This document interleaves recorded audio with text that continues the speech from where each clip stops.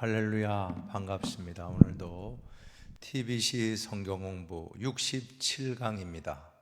오늘의 주제는 베드로 전후서 그리스도인의 소망에 대한 말씀을 베드로 전서와 후서를 중심으로 같이 공부하도록 하겠습니다. 서론 부분은 같이 한번 읽어보겠습니다. 같이 읽습니다. 마지막 때가 가까워질수록 사회가 불안하게 되고 그에 따라 교회도 시련을 겪게 됩니다. 적그리스도가 기승을 부리며 교회 공동체를 파괴하려 합니다.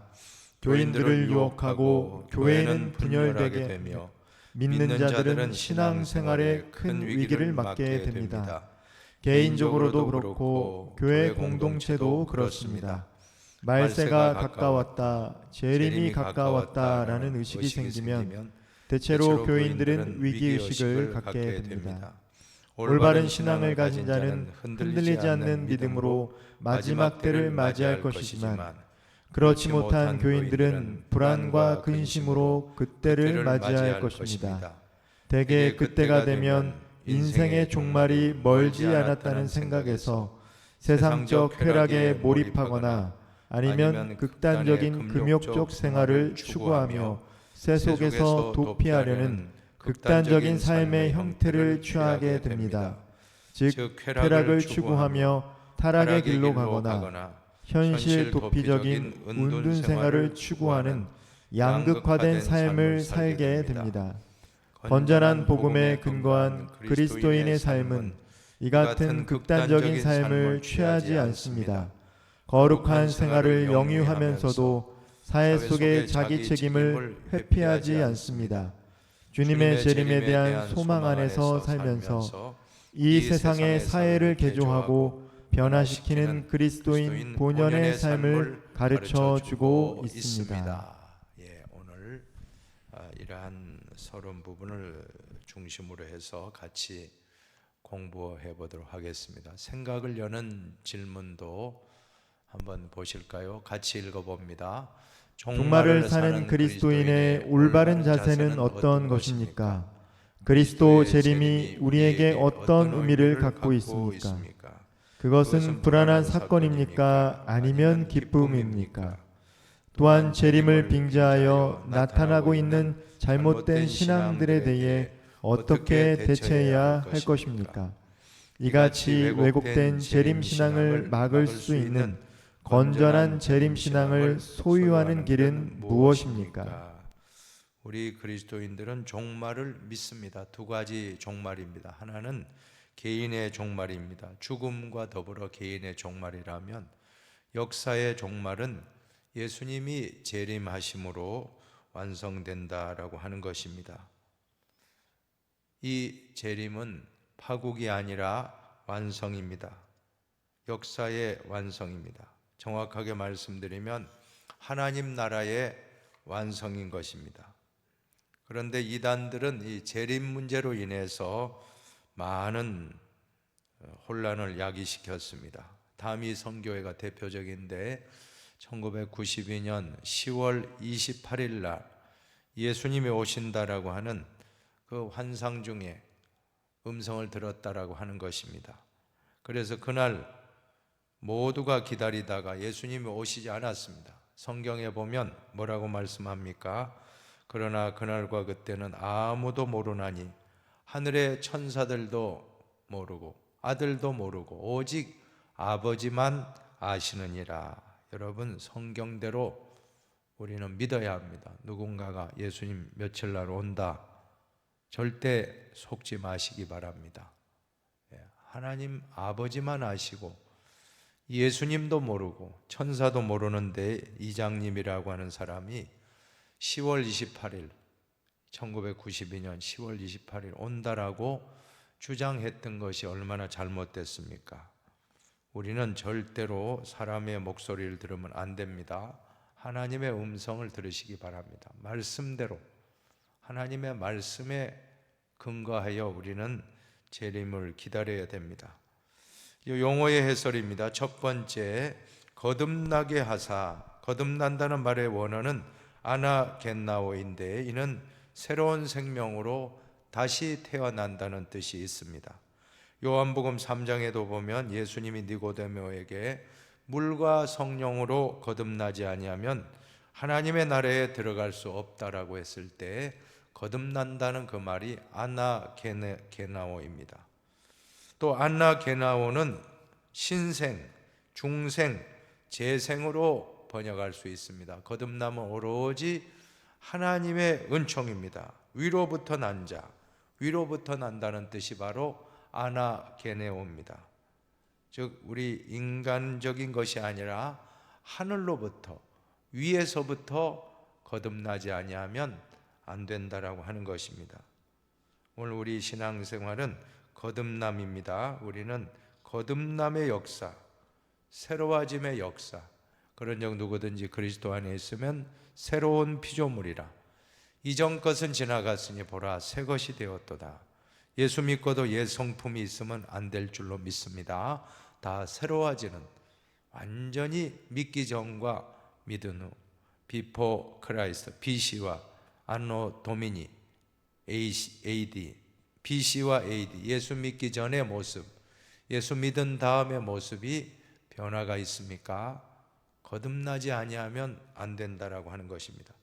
두 번째로 거류민과 나그네 같은 단어를 보십시오. 거류민은 다른 나라에서 와서 외국인으로 거주하고 있는 그런 사람을 가리킵니다. 여러분, 다른 나라에 가서 내가 이방인으로 산다고 하면 얼마나 불안합니까? 또 나그네라는 단어는 타향에 잠시 여행하는 사람이란 뜻입니다. 우리는 이 땅에서 거류민이요 나그네라고 하는 그러한 사상을 가져야 합니다. 좀 더 나아가서 순례자라고 하는 그 말씀도 나그네와 거류민과 같은 의미라고 할 수가 있습니다. 세 번째로 보시면 하루가 천년 같고 천년이 하루 같다 하는 말씀이 나옵니다. 한번 성경 말씀, 하나님의 계산법과 우리 인간의 계산법은 다르다는 것입니다. 베드로후서 3장 8절을 같이 읽어봅니다. 사랑하는 자들아, 주께는 하루가 천년 같고 천년이 하루 같다는 이 한 가지를 잊지 말라. 오늘 그동안 예수님의 재림을 기다렸던 많은 사람들이 왜 실족했습니까? 아니 2000년이 지났는데도 예수님이 다시 오신다, 곧 오실 것처럼, 제자들은 다 그렇게 믿었습니다. 곧 오실 것처럼 믿었는데 100년, 200년 재림이 지연됐다는 것이 초대교회의 가장 큰 어려운 문제였습니다. 재림의 지연 문제. 자, 여기에 대해서 우리가 해답을 얻게 되는데 하나님의 시간과 우리의 시간 계획은 다르다는 것입니다. 주께는 하루가 천년 같고 천년이 하루 같다. 우리에게는 2000년이지만 하나님의 시간표로는 불과 이틀, 아니 이틀이 아니고 2시간, 아니 2분, 아니 2초일 수도 있습니다. 왜 그럴까요? 영원한 시간, 영원한 시간에 2000년은 정말 전밖에 되지 않습니다.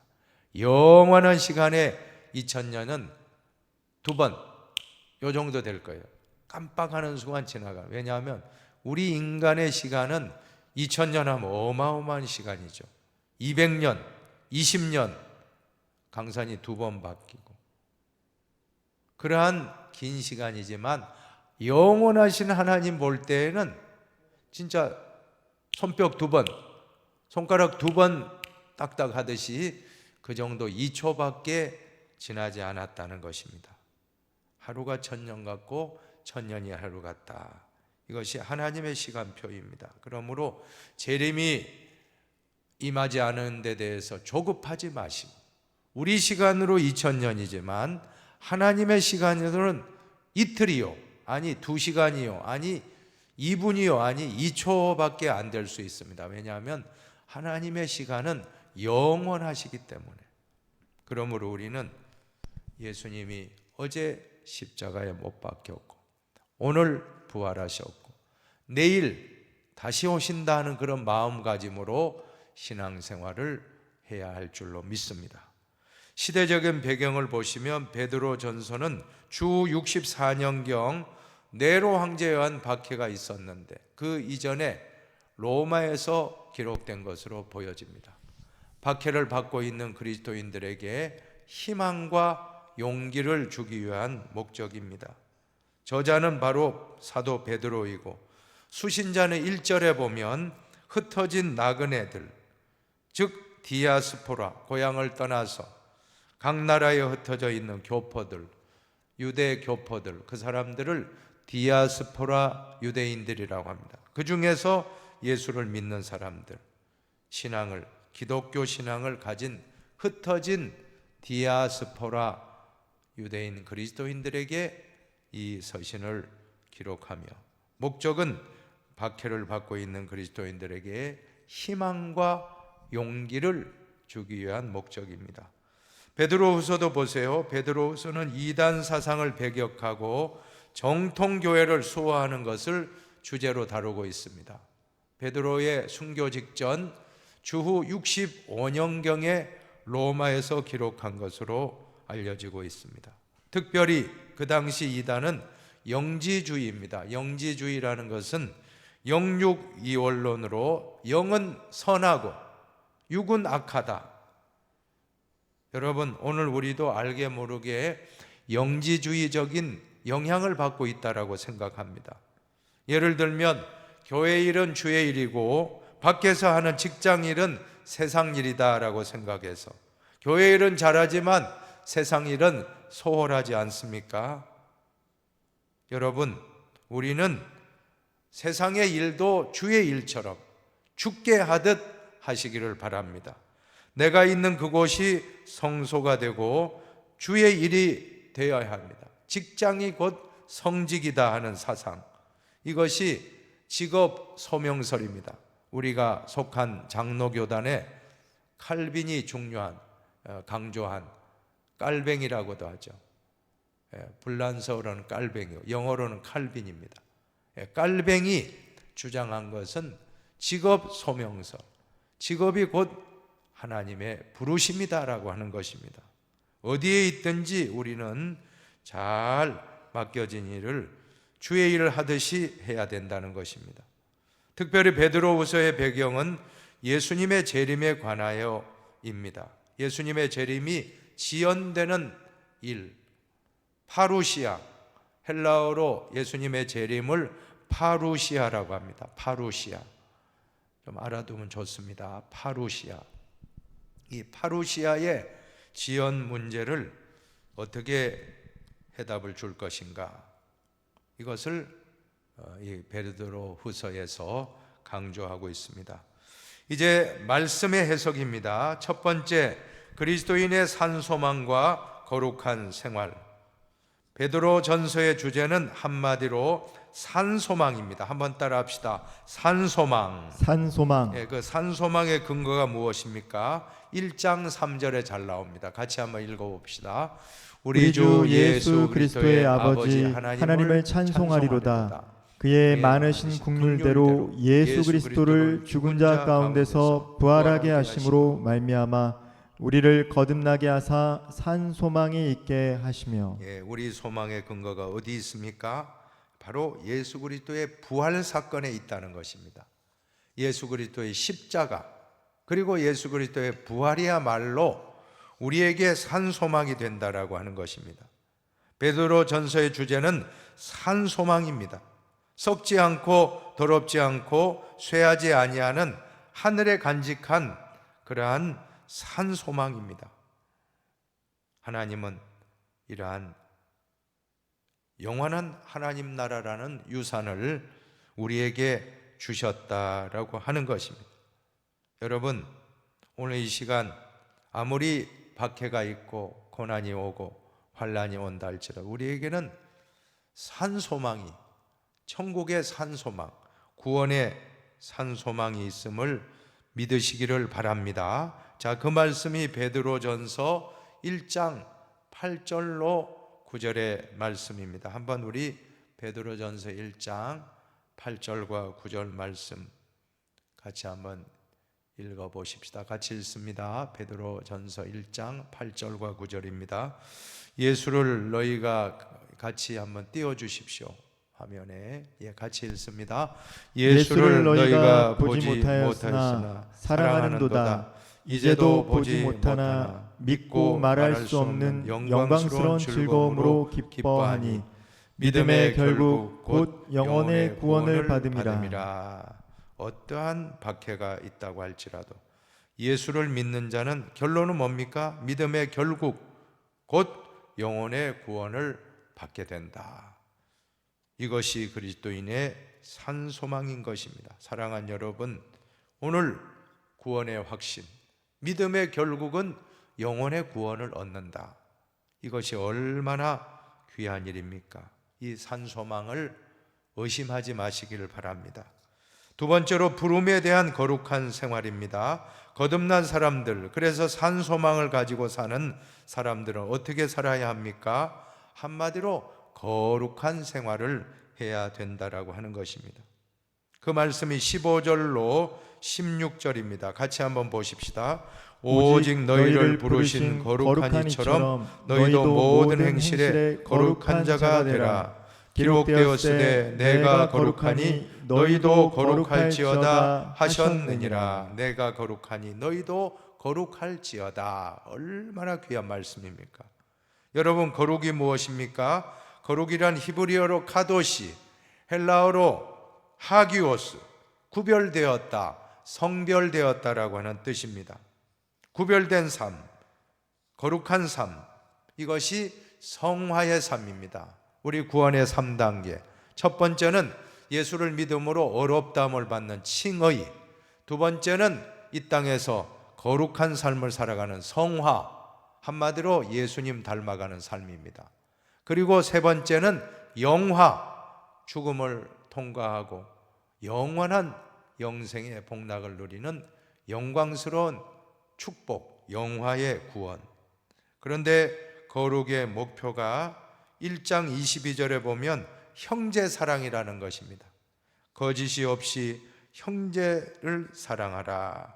형제사랑이 거룩의 목표라고 하는 것입니다. 성화의 목표는 그리스도인의 완전입니다. 그리스도인이 완전하게 사는 것은 무엇입니까? 두 가지입니다. 하나님을 사랑하고, 그 다음은 이웃을 내 몸과 같이 사랑하는 것입니다. 한번 따라 합시다. 하나님 사랑, 이웃 사랑. 예수님의 이 두 가지를 율법이여 선지자의 강령이라고 말씀했습니다. 오늘 이 시간 거룩의 의미, 하기오스, 헬라어로 하기오스는 성별되었다.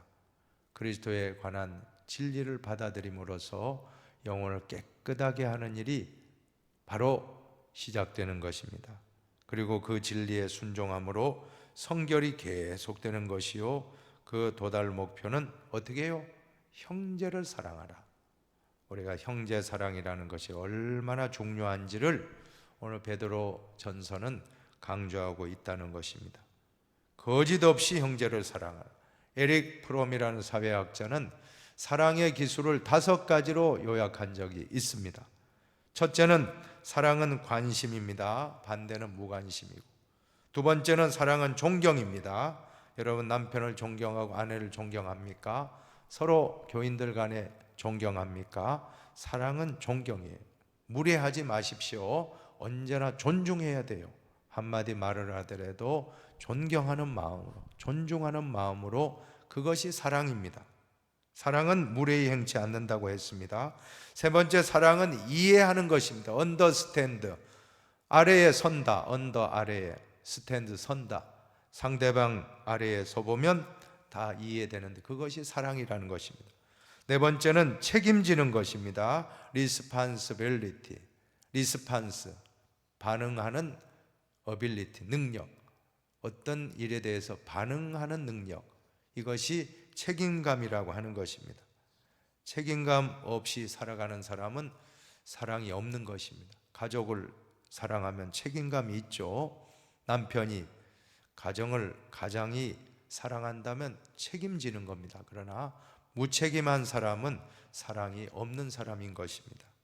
다섯째로 사랑은 주는 것입니다. 죽어도 또 더 주고 싶은 마음, 그것이 사랑입니다. 자, 이러한 사랑이 거룩에 있어서 가장 중요하다는 것입니다. 우리는 거룩하면 그저 나 혼자만 고고하게 세상과 때묻지 않고 그냥 나 혼자 믿음을 지키는 게 그렇게 생각하기 쉽습니다. 그러나 진정한 거룩이라고 하는 것은 바로 형제를 거짓없이 사랑하는 것, 그것이 바로 거룩이라고 하는 것입니다. 거룩의 목표는 형제 사랑, 이웃 사랑, 이웃을 내 몸과 같이 사랑하라. 이것이 최고의 높은 수준의 법이라고 말씀합니다.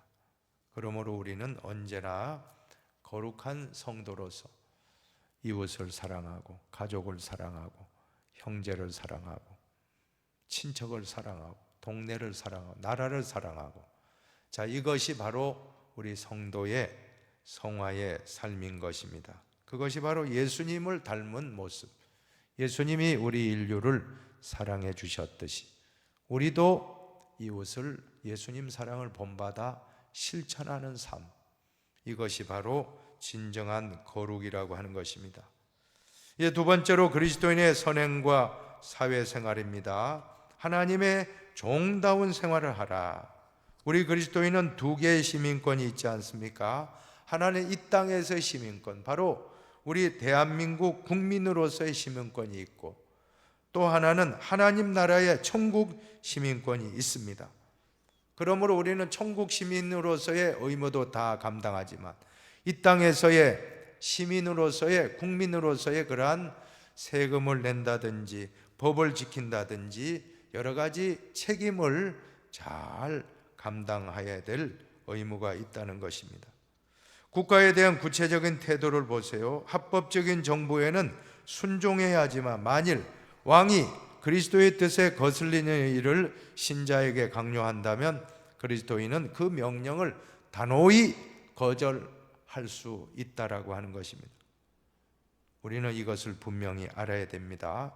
하나님의 뜻에 합당할 때는 우리가 정부의 잘 권세를 인정하고 복종하고 순종하지만, 만약에 잘못된 그러한 방침을 하다라고 잘못된 그러한 신앙 양심에 거스르는 그러한 일들을 강요한다면 마치 일제치하의 신사참배와 같은 그러한 것을 강요한다면 우리는 단호히 그러한 명령을 거절할 수 있는 신앙의 양심을 지켜야 한다라고 하는 것입니다. 그러나 그렇지 않다면 국가에서 명하는 바 질서도 지키고 세금도 잘 철저하게 준수하고 또 여러 가지 국방의 의무, 또 모든 근로의 의무, 교육의 의무 등등 우리가 감당해야 될 그러한 의무를 잘 감당하고, 최근에는 또 환경보호의 의무까지 우리 국민의 의무를 잘 준수하는 저와 여러분이 되기를 축원합니다. 두 번째, 사회적 관계에 있어서의 선행입니다. 여러분, 신약 성경이 쓰여지던 당시는 로마 시민의 4분의 1, 약 25%가 노예 신분이었다는 것입니다. 그 당시에는 노예 제도가 문화라고 보시면 돼요. 물론 성경이 이러한 노예 제도를 정당화하는 것은 아닙니다. 바울이 있던 그 당시, 베드로가 있던 그 당시, 초대교회 복음서가 기록되고 또 여러 서신서가 기록되던 그 당시의 배경을 보면 바로 노예 제도가 일반화되어 있는 그 사회이지만, 자, 그런데 그 당시의 노예로서, 사환이 바로 노예입니다. 사환은 어떻게 해요? 순복할 뿐만 아니라 주인의 이익을 더 많게 하기 위하여 신실하게 충성을 다하라. 눈 가리고 아웅하지 말라는 것입니다. 눈속임하지 말고 주인이 보면 하는 척하고 주인이 보지 않으면 그냥 게으름 피우지 말고 어떻게 말씀합니까? 죽게 하듯 하라. 한번 따라 합시다. 죽게 하듯 하라. 죽게 하듯 하라. 네, 그렇습니다. 우리는 보든 안 보든, 누가 보든지 안 보든지 신실하게, 마치 요셉과 같이 얼마나 신실했습니까? 보디바르 집에 노예로 팔려갔는데 얼마나 신실하게 했으면 노예 중에서 제일 최고 위치, 가정총무라고 하는 높은 위치에 하나님이 세워주셨던 것입니다. 이것입니다. 우리는 어디에 가거나 신실하게 사람 앞에 보이려고 하지 말고 하나님 앞에서 최선을 다하면 하나님도 인정하지만 사람들도 인정하고 하나님이 다 세워주신다라고 하는 것입니다. 두 번째로는 부부의 의무입니다. 3장에 자세히 나와 있습니다. 한번 3장 1절을 같이 한번 읽어봅시다. 아내들아 이와 같이 자기 남편에게 순종하라. 순종하라. 심지어 믿지 않는 남편이 있다라고 하면 그 남편에게도 순종하라. 이유는 그 아내의 행실을 보고 남편의 마음이 감화감동받아 구원을 받도록 하기 위해서라는 것입니다. 그리고 외모의 사치와 외모에 치장하지 말라는 것입니다. 마음의 내면을 잘 꾸미라고 합니다. 제일 아름답고 또 낡지 않고 언제나 새롭게 보이는 옷은 온유하고 고요한 심정을 품은 인격미. 자막을 띄워주세요. 그 다음 자막. 그 다음. 그렇습니다. 제일 아름답고 또 낡지도 않고 언제나 새롭게 보이는 옷은 외모의 옷이 아니라 명품 옷이 아니고 명품 반지, 명품 가락지가 아니고 온유하고 고요한 마음을 품은 인격미. 그 사람의 내면에서 풍겨나오는 인격미가 있다라고 하는 것입니다. 사실 여성들도 참 다 보면 남성들도 마찬가지예요. 처음에 젊었을 때 다 예쁘고 다 멋있죠. 그 한때입니다. 20, 30대는 다 외모가 다 차등이 있지만 40이 넘어가면 그 얼굴에 책임을 지라고 했잖아요. 아브라함 링컨이 말했다고 하잖아요. 사람 나이 40이면 그 외모에 얼굴을 책임을 져라. 그 사람의 내면이 어떠한가, 그 사람 내면의 생활이 훌륭하면 그 얼굴 모습에 나타나요. 광채가 나고 얼굴이 정말 빛나요.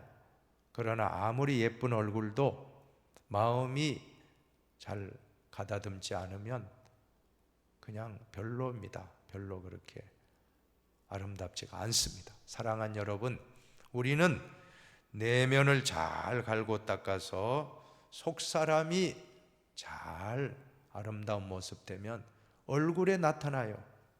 얼굴이 뭡니까? 얼꼴에 변형된 말이 얼굴이라고 하지 않습니까? 얼은 정신입니다. 정신, 얼이 빠졌다고 하잖아요. 정신이 빠졌다는 거예요. 얼꼴, 얼굴, 얼의 모습, 우리의 마음의 모습이, 우리의 정신의 모습이 얼굴에 표현되는 것입니다.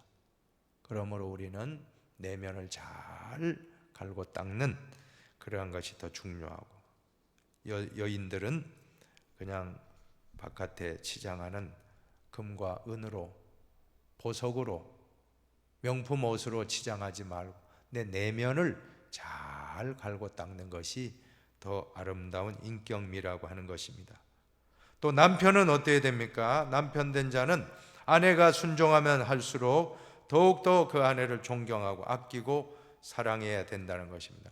아내에게 그냥 복종만 강조하고 막 이렇게 모질게 하고 괴롭히고 하면 기도가 막힌다라고 성경이 말해요. 베드로전서 3장 7절을 같이 한번 읽어보십시다. 남편들을 부는 이 말씀, 남편분들은 잘 기억하시기 바랍니다. 같이 읽겠습니다. 남편들아 이와 같이 지식을 따라 너희 아내와 동거하고 그를 더 연약한 그릇이요 또 생명의 은혜를 함께 이어받을 자로 알아 귀히 여기라. 이는 너희 기도가 막히지 아니하게 하려 함이라. 아멘. 여러분, 우리가 특히 저를 포함한 우리 남성분들, 우리 아내들에게 잘못하면 우리가 기도해도 기도가 막힌다. 참 깜짝 놀랐어요. 우리가 주여 하고 철야기도 하고 뭐 새벽기도 하고 아무리 해도 만약에 부부 관계가 좋지 않으면 아내에게 막 모질게 하고 아내를 굿하고 때리고 아내 막 괴롭히고 돈도 갖다 주지 않고 그러면 어떻게 된다고요? 기도가 막혀요.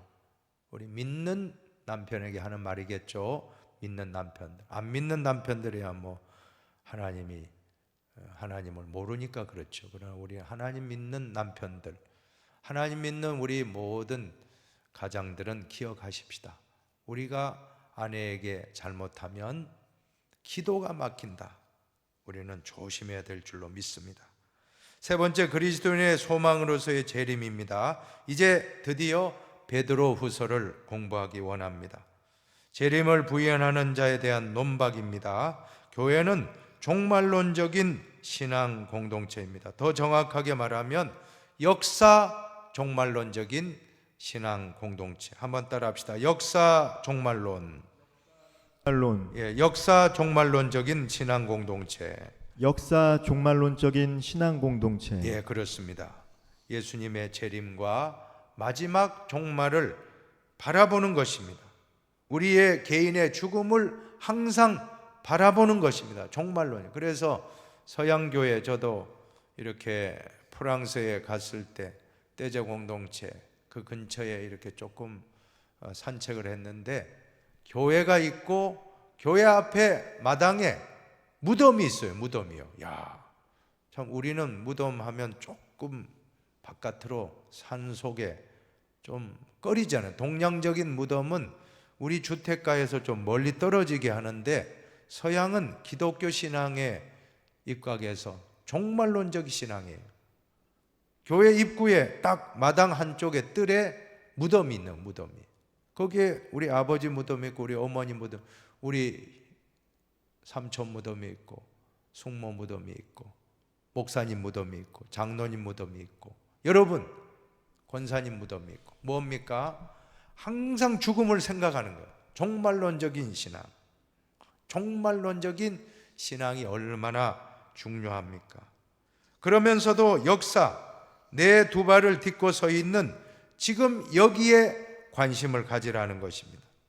저 먼 하나님 나라뿐만 아니라 우리가 두 발을 딛고 있는 지금 여기에서의 역사의식, 내가 현재 살고 있는 면목동 중랑구에 지금 2023년도라고 하는 이 역사의식, 이 역사의식도 중요하다는 거예요. 그냥 천당만 가면 된다.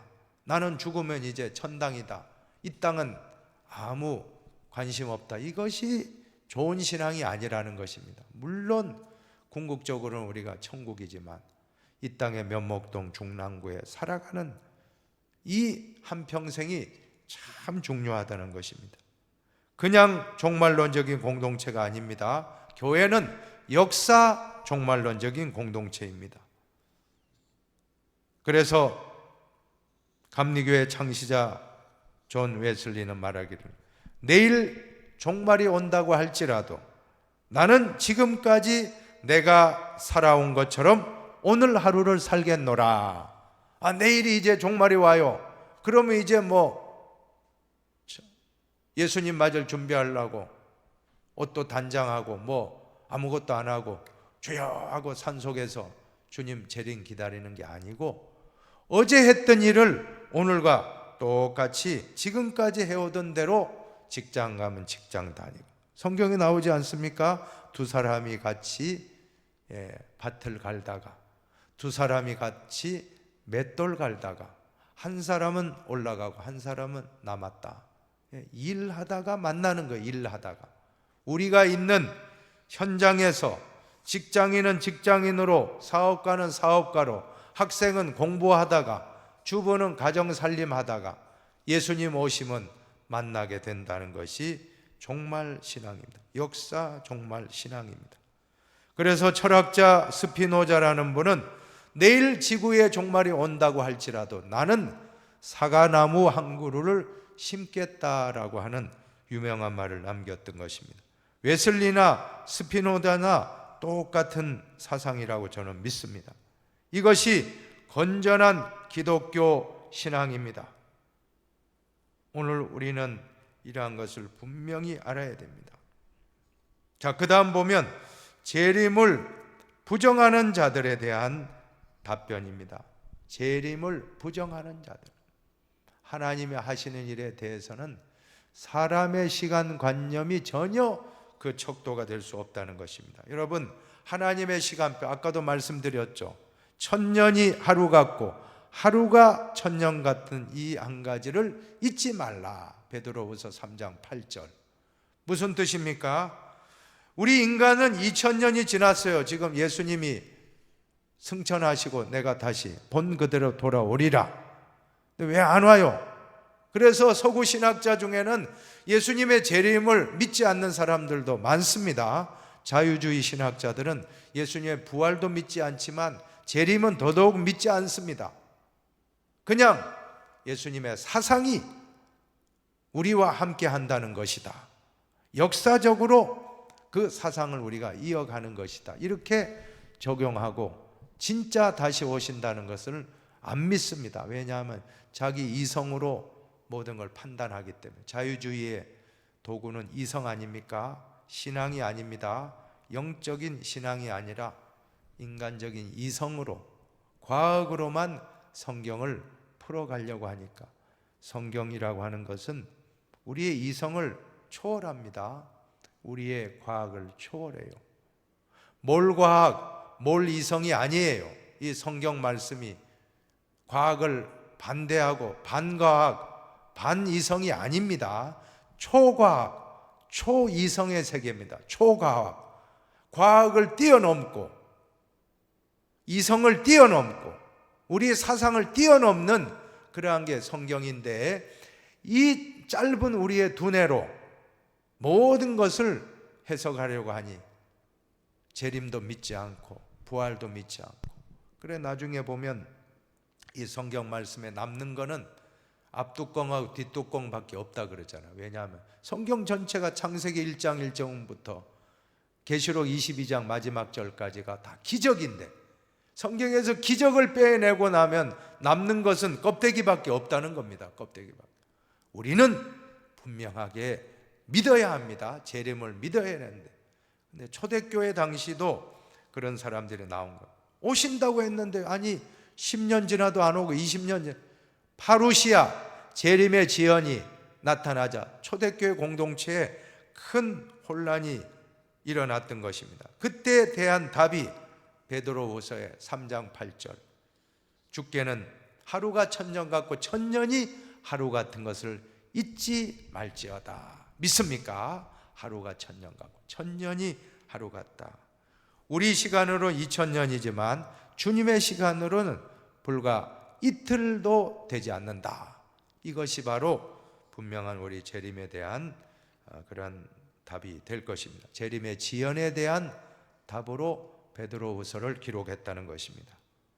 또한 재림을 지연시킨 건 왜 그렇다고 합니까? 하나님의 지혜롭고 은혜로운 목적이 있었다는 것입니다. 무엇입니까?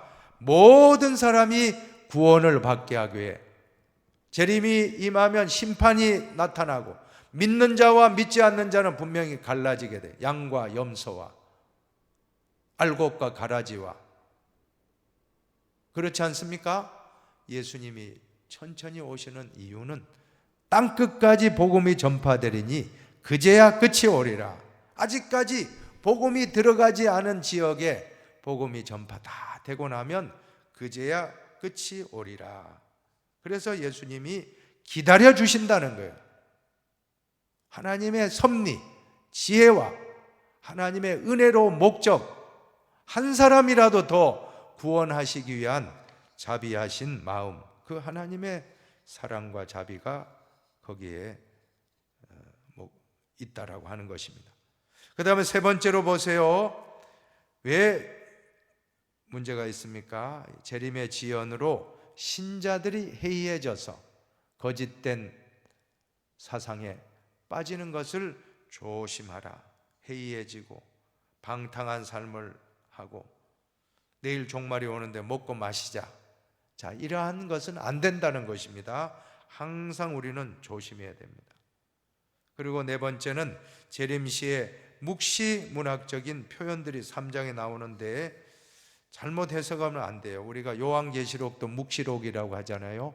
요한계시록에 나오는 숫자와 짐승과 비유들을 문자 그대로 해석하면 안 된다는 것입니다. 거기에는 상징적인 의미, 비유적인 의미가 있는데 이것을 그대로 문자적으로 해석하면 아주 혼란을 가져올 수 있는데 이러한 것들을 조심하라고 하는 것입니다. 자, 이제 신학적인 의미를 보십시다. 영지주의와 그리스도론적 종말론 사이의 대결과 극복입니다. 베드로 전후서의 배경 이단 사상이 있다고 했습니다. 특별히 당시의 이단은 초대교회 가장 큰 이단. 최근에 우리 한국에 문성명의 통일교 이단이 있었고 또 전도관, 박태선의 전도관이 있었고 그 다음에 또 JMS, 또 하나님의 교회, 또 신천지. 자, 이러한 이단들이 우리나라에도 다 있었듯이 당시의 초대교회는 영지주의가 바로 이단이었는데 영지주의가 무엇입니까? 노스티시즘이라고 하는 이 영지주의는 노스틱, 지식의 사람, 선택된 사람에서 온 용어인데 철저한 이원론입니다. 그 구원가는 타락한 육체에 감금되어 있는 영혼을 되도록 빨리 육체로부터 탈출시키는 이원론이 뭡니까? 영과 육의 이원론입니다. 영은 선하고 육은 악하다. 그러므로 육체에 감금되어 있는 영혼을 되도록 빨리 육체로부터 탈출시켜야 된다. 자, 이것이 바로 영지주의자들의 그러한 이원론 사상이고, 영지라는 것은 영적인 지식, 영적인 우리가 구원받는 것. 예수 믿으면 구원받잖아요. 예수의 피로 구원받는데 신천지는 예수의 피로면 부족하고 비유를 알아야 된다, 이렇게 이단입니다. 똑같아요. 이 영지주의, 예수의 피로는 부족하고 뭐가 필요하다고 합니까? 영적인 지식을 얻어야 된다. 이게 이단입니다. 예수의 피로는 부족하고 예수님으로 부족하고 율법을 지켜야 되고 안식일을 지켜야 되고 안식교, 주일을 인정 안 합니다. 토요일, 제7일 안식일을 지켜야 구원받는다. 이게 이단이에요. 예수 외에 엉뚱한 소리 하면 이단입니다. 예수 외의 율법, 예수 외의 어떤 날, 예수 외의 어떤 다른 어떠한 사상을 주입하려고 하는 것, 영적 지식, 비유, 다 이단입니다. 사랑하는 여러분, 절대 속지 마시기 바랍니다. 복음은 오직 예수. 한번 따라 합시다. 오직 예수, 오직 예수, 오직 믿음, 오직 믿음, 오직 은혜. 오직 은혜. 여기에 플러스 알파 하면 다 이단이에요. 오직 예수, 오직 믿음, 오직 은혜. 우리는 분명하게 인지해야 됩니다. 어떤 다른 유혹이 온다 할지라도 어떠한 영적인 지식이 있어야 구원받는다, 안 됩니다. 절대 속지 마시기 바랍니다. 그래서 영지주의에 빠지면 어떤 문제가 생기는지 몇 가지 또 보십시다. 바로 그리스도에 대한 신앙 고백을 근본적으로 부정합니다. 첫 번째, 예수 그리스도께서 말씀이 육신이 되셨다는 성육신 신앙을 거부하게 됩니다. 왜냐하면 육체는 악한 것인데 어떻게 하나님이 인간이 될 수 있느냐? 어떻게 하나님이 육체의 몸을 입고 육신의 몸을 입고 올 수 있느냐? 안 된다. 그래서 그들은 예수님의 십자가 사건도 부정하게 되는 거예요. 요한 1서에 보면 그런 말씀 나오잖아요. 예수 그리스도가 육체로 오신 것을 부인하는 자가 이단이다. 요한 1서에서 영지주의자들을 겨냥해서 쓰고 있습니다. 또 두 번째, 십자가를 부정한다는 거 기억하십시다. 왜냐하면 예수님 십자가에서 육체를 살과 피를 다 찢기고 돌아가셨는데 영지주의자들의 이론에 따르면 예수님이 육체로 온 자체가 아니라는 거예요. 죄 많은 육체로 오실 수 없다는 거예요. 그러면 그것이 가연설이에요. 가연설. 가짜로 왔다, 가짜로 나타났다, 나타날 현자, 가현설, 도케티즘 혹은 도세티즘이라고 하는 그러한 이단이 바로 영지주의입니다. 그리고 떡과 포도주를 먹고 마시는 성만찬도 부정합니다. 예수 그리스도의 재림을 또한 부정합니다. 영지주의의 극단적 두 형태는 금욕주의와 향락주의, 세상을 철저하게 저주하고 도피하는 금욕주의. 왜? 육체가 악하기 때문에 육체를 괴롭힙니다. 금식하고 또 몸을 학대합니다. 또 한 방향으로는 멋대로 살자. 육체는 아무것도 아니다. 영만 중요하다. 구원파가 그러잖아요, 여러분. 구원파도 영지주의 일파인 것이다. 왜냐하면 우리가 예수 그리스도의 이름으로 구원받으면 다 됐다는, 한 번 구원받으면 됐다는 거예요. 그래서 주기도문도 암송하지 않습니다. 왜냐하면 항상 죄 사함을 구하는데 이미 구원받았는데 왜 자꾸 죄를 사해달라고 기도하냐. 그것은 칭의의 구원과 성화의 구원의 차이를 도외시한 까닭이라고 저는 생각합니다. 성화, 우리는 구원받았지만 부족하잖아요. 예수님 닮아가려면 아주 한참 멀었잖아요. 그게 이제 성화의 과정인데 그마다 우리는 늘 기도하잖아요. 하나님, 부족한 죄인을 용서해달라고 늘 기도하고 겸손하게 나가야 되는데, 죄사함 거듭남의 비밀을 해가지고는 한 번 거듭났다라고 하면 이제 더 이상 죄 용서 기도는 하지 말라. 이 이단이에요, 여러분. 우리의 연약함을 모르는 소리입니다. 우리는 예수 이름으로 구원받지만 그 순간 완전한 게 아닙니다. 천국 가는 그날까지 예수님을 조금씩 닮아가는데 죄와 싸우고 세상과 싸우고 자신과 싸우고 여러 가지 유혹과 싸우고, 자, 이러한 것들이 다 성화의 과정 아닙니까? 그런데 그것을 도외시하고 주장하는, 그러면서 아무렇게나 살아도 된다. 그래 나는 구원받았기 때문에, 이것은 향락주의입니다. 절대 우리는 너무 극단적으로, 너무 금욕주의로 가도 안 되고 너무 또 향락주의로 가도 안 되고, 항상 우리는 균형을 이루어야 됩니다. 자, 그 다음에 예수 그리스도의 구원과 재림의 역사성 같이 한번 읽어보십시다. 그것은 그리스도교 신앙을 모든 다른 종교로부터 구별하는 결정적인 단서일 뿐 아니라 타락하고 더럽혀진 역사마저 구원의 영역으로 긍정할 수 있다는 근거가 되는 것이다. 그리고 그리스도의 재림을 기다리는 그리스도인들은 인간의 시간, 크로노스 인간의 시간 아닙니까? 연대기. 그러나 카이로스는 하나님의 시간입니다. 카이로스를 이렇게 측정하거나 판단하지 말라는 것입니다. 천년이 하루 같고 하루가 천년 같은 것을, 이 한 가지를 잊지 말라. 또 새하늘과 새 땅을 이루가시는 하나님의 때를 사모하라고 하는 것입니다. 여러분, 천국은 죽어서만 가는 것이 아니라 우리가 두 발 딛고 있는 이 땅이 하나님 나라가 이루어지도록 또 사모하시기를 바랍니다. 이것을 그리스도의 재림을 기다리는 그리스도론적 종말론에 근거한 그리스도인들의 종말론적 윤리라고 부르는 것입니다. 예수님의 재림의 약속을 믿고 소망한다는 것은 오히려 세상에서 더욱 거룩한 삶을 살아야 하는 책임적인 윤리로 나타나야 한다는 것입니다. 다미 선교와 같이 현실을 도피하는 것은 바람직한 종말 신앙이 아닙니다. 더욱 책임지는 모습, 성화의 거룩한 삶을 더 살아가는 것. 내일 예수님이 오신다 할지라도 오늘 최선을 다하는 모습, 사과나무 한 그루를 심겠다는 그 마음으로 살아가시기 바랍니다. 이제 성찰과 나눔 같이 읽어봅니다. 첫 번째, 그리스도인의 산 소망의 근거는 예수님의 부활과 재림에 있습니다. 그리스도인들에게 재림은 파국이 아니라 하나님 나라 역사의 완성에 있습니다. 2번, 그렇다고 현실 도피적이거나 쾌락을 추구하는 타락한 생활로 말세를 살아서는 안 됩니다.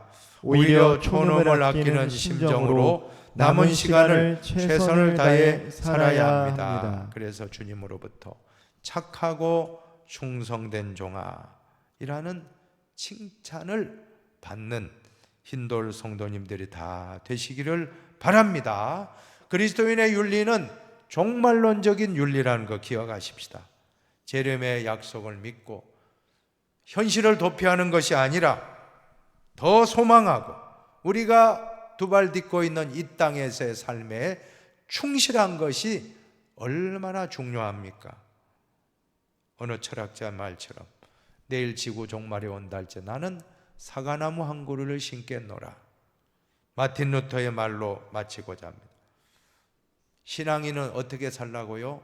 예수님이 어제 십자가에 못 박혀 돌아가셨고 오늘 부활하셨고 내일 재림하실 것처럼 살아야 한다라고 하는 것입니다. 임박한 재림을 고대하고 2000년 지나서 아직도 안 왔으니까 3000년, 4000년 돼도 안 오실 것이다 이런 생각하지 말고 2000년이 아니고 우리 시간에 2000년이지만 하나님 시간은 이틀이다 이런 마음을 가지고 내일 오신다 하는 마음을 가지고 항상 우리의 옷깃을 여미며 잘 믿음을 지켜나가는 삶, 이웃을 사랑하고 하나님을 사랑하고 교회를 사랑하고 가정을 사랑하고 동네를 사랑하고 나라를 사랑하는 거룩의 삶, 이러한 삶으로 실천하는 힌돌교회 성도님들 다 되시기를 축원합니다. 기도하겠습니다. 하나님 아버지 감사합니다. 오늘 베드로 전후서를 통해서 그리스도인의 산소망에 대해서 묵상하게 하심을 감사하며 이 말씀대로 순종하며 나아가게 하여 주시옵소서. 감사하며 축복하며 예수님의 이름으로 기도하옵나이다. 아멘. 다음 주는 68강입니다. 성경 원문 요한 1서, 2서, 3서를 미리 읽어오시고 교재 68강 사귐의 공동체 코이노니아 사귐의 공동체에 대해서 잘 읽고 오시면 고맙겠습니다. 한 주간 동안 승리하시기를 바랍니다.